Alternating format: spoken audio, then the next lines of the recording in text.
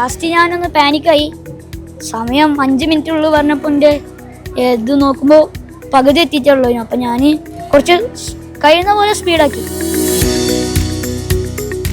സംസ്ഥാന സ്കൂൾ ശാസ്ത്രോത്സവ വേദിയിൽ ചവിട്ടി നിർമ്മാണത്തിൽ പങ്കെടുത്ത അജ്വത് അലിയാണ് നമ്മളോടൊപ്പം ചേരുന്നത്. കഴിഞ്ഞ വർഷത്തെ 1ാം സ്ഥാനക്കാരനാണ് അജ്വത്.